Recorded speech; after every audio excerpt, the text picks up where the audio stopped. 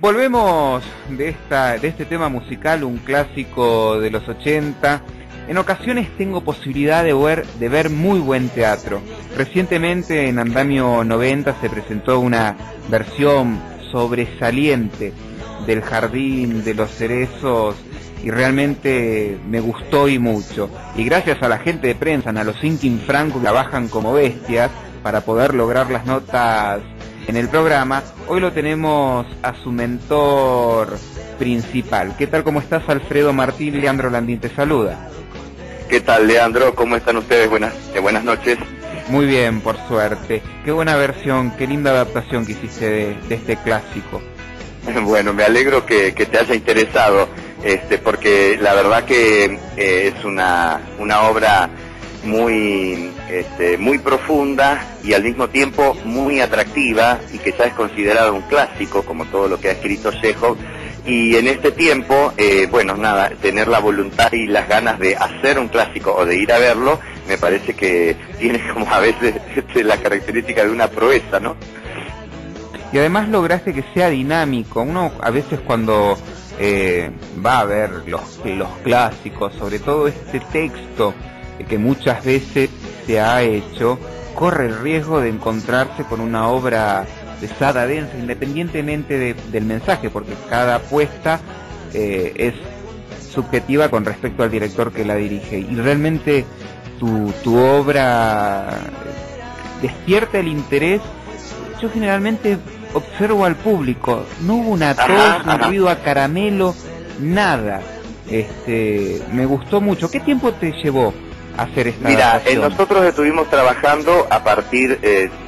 yo había tomado la obra hacía un tiempo, ya el año pasado, había empezado a leerla y a releerla, y lo primero que me impactó fue esta situación de que cada uno de los personajes tiene una vida, una complejidad, una tridimensionalidad, lo que en teatro se llama tridimensionalidad, ¿no? Que son estas características, que es un sujeto de un deseo que a su vez está atravesado por sus circunstancias históricas, y a su vez que responde a una clase social.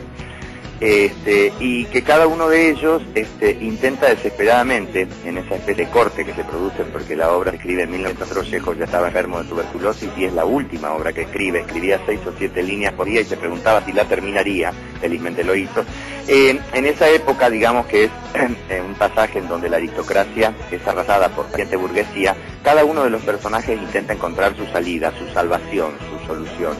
Y esto me pareció sumamente atractivo. Entonces empecé era zona de encuentro con la obra, ¿no? Estos personajes que tienen que tomar una decisión y que son llevados al límite en esa decisión, al límite de la indolencia o al límite de la desesperación, ¿no? Como todo límite. Y empezamos a ensayarla en marzo, que quedó armado el elenco a principios de marzo, y desde entonces la verdad que todos los ensayos tuvieron un aporte muy, muy positivo, y que el proceso en general fue profundamente agradable, y fue un encuentro muy feliz con Chekhov, sabiendo que nosotros íbamos a plantear un Chekhov, pero que tenía, como vos dijiste recién, esa impronta de, la lectura que queríamos hacer de la obra, ¿no? Mira, en algún punto lo que se hace evidente en tu puesta, en tu dirección, es que se vuelve atemporal. Claro. Esa reunión que se da en la casa de familia bien podría ser en el año 1925 o en la actualidad, porque el relato es lo que queda y se pasó volando. Entonces yo me creí todo. Te hubiera matado cuando cortabas esos cerezos que estaban atrás mío. Bueno, esa fue otra idea, ¿no? Desde la apuesta de que los espectadores... Porque siempre en esta obra, como es un clásico, uno hace un recorrido a ver las veces que se hizo, cómo la hicieron, etcétera, etcétera. Y una cuestión que nos importaba y mucho es, los cerezos, el jardín, ¿dónde va a estar ubicado? Que es una cuestión coyuntural. Y entonces, como yo tengo un tema con el público y con todo eso, digo, es tan indispensable tener los cerezos como tener público, así que ubiquémoslo en el mismo lugar. Entonces la platea se convierte en un gran jardín de cerezos, ¿no? Entonces decíamos, si se tira abajo el jardín de los cerezos, el público tiene que sentir el cimbronazo. Ahí fue donde surgió la idea de pegar los hachazos debajo de la platea, para que de alguna manera esos cerezos públicos o públicos cerezos sintiera el impacto de lo que es que lo tiren abajo, ¿no?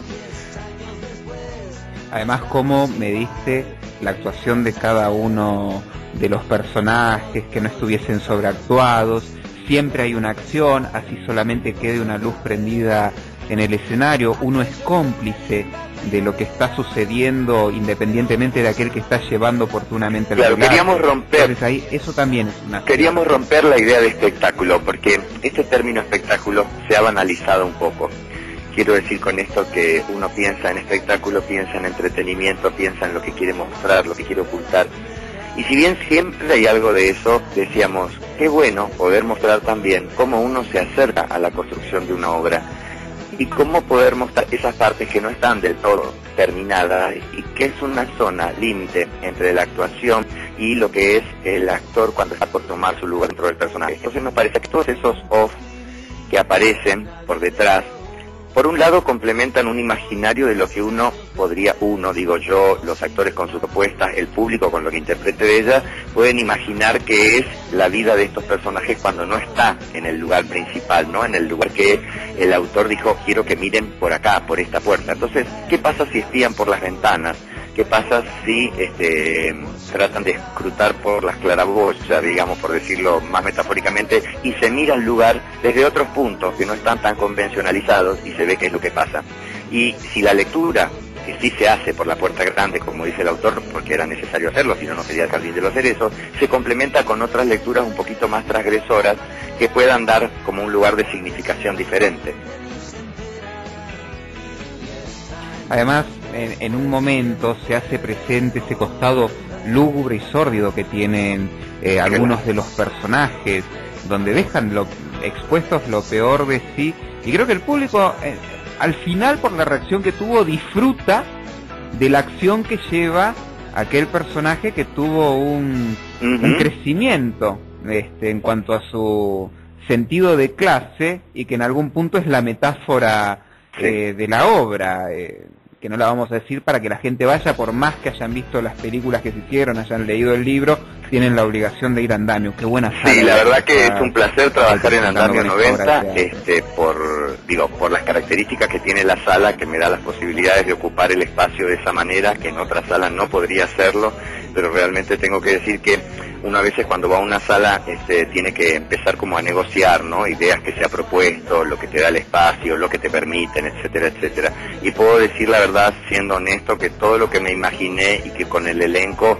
pudimos construir con trabajo, con el talento de los actores, porque son realmente un elenco de gente muy, muy talentosa, muy trabajadora y sobre todo que se permite situaciones de riesgo, porque las escenas que tienen algunos en el off tienen cierto riesgo, en el sentido de que, bueno, hay que mantener como otro tiempo, hay que dosificar para que no ganen espacio por la escena que está adelante, y que sea siempre unida y vuelta, pero que quede claro, digamos, que es lo principal, o sea, qué es foco y qué es fondo, ¿no? Y en Andamio 90 pudimos hacer todo esto con una comodidad, bueno, ya la sentimos como si fuera nuestro segundo hogar, de alguna manera. Y otra cosa que te quería decir es que Chekhov pensaba que esto era una comedia, que era una comedia realmente. Entonces nosotros, cuando la leímos, y Stanislavski no, Stanislavski fue quien la puso, digamos, que fue quien de alguna manera ayudó a que Chekhov se consagrara como dramaturgo, porque Chekhov era consagrado como literato, como escritor de cuentos, pero no como dramaturgo, le fue muy mal con su primera obra. Y fue Stanislavski quien y Nemirov Dashenko, los dos que dirigían el Teatro de Arte de Moscú, los que hicieron que Chekhov siguiese escribiendo, los que pusieron sus obras, y ellos establecieron que esto era un drama.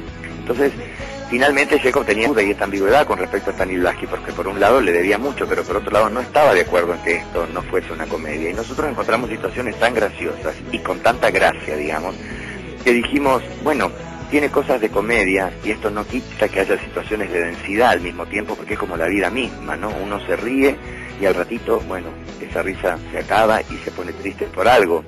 No definir un género, eso marca, digamos, de alguna manera lo visionario que era este autor, ¿no? Este autor tan grande que nos dejó 4 grandes obras de teatro. Por supuesto. ¿Cómo manejás el tema del ego cuando tenés que dirigir a tanta, sobre todo el ego de los actores Y cuando yo te tenés que decía dirigir a recién tanta que gente? eran actores talentosos y que se permitían situaciones de riesgo justamente porque creo que tienen conciencia de, digamos, del ego y de la ceguera que produce muchas veces actuar en una obra y en donde se da predominancia a los egos y no al material. ¿Yo qué quiero decir con esto? Digo, hay actores que son fantásticos, que vienen, hacen bien su trabajo y se van. En general son actores que a mí me merecen el más profundo de los respetos, pero no son actores que me parezcan interesantes a mí. Yo necesito trabajar con gente con quien me junte a discutir el material, a probar cosas, a saber que uno es un instrumento de un material que está creando y que tiene muchas coordenadas, y una de ellas, y una de las más importantes, es la acción, pero no es la única, y que esto permita entonces un laburo integrado y en conjunto, en donde saber que la escena tiene que estar bien, no solamente tienen que estar bien los actores, y que la obra tiene que ser algo atractivo y que permita pensar. Porque si es atractivo y es banal, superflua, tampoco está terminado. Por lo menos el concepto que manejo yo y que maneja a esta altura todo el grupo que está haciendo conmigo a Jardín, ¿no? De que el teatro tiene que ayudarnos para crear una realidad en donde nos permita relajarnos un poco, pero para poder pensar sobre nuestra propia realidad. Qué importante, y vaya que el resultado es positivo. Entonces, Recordame bien los días que te estás presentando. Todos los sábados a las 22:30 en el Teatro Andamio 90, que queda en Paraná 660, y pueden hacer las reservas telefónicas al teléfono 4373-5670. Muy bien, de modo que le recordamos a todos los oyentes desde el Buen Aire, que nos están escuchando ahora casi las 10 de la noche, que todos los sábados se pueden acercar ahí a Andamio 90, que está en Paraná 660, a disfrutar de esta particular versión del Jardín de los Cerezos. Pueden realizar reservas al 4373-5670. Gracias a ustedes, Muchísimas buenas gracias.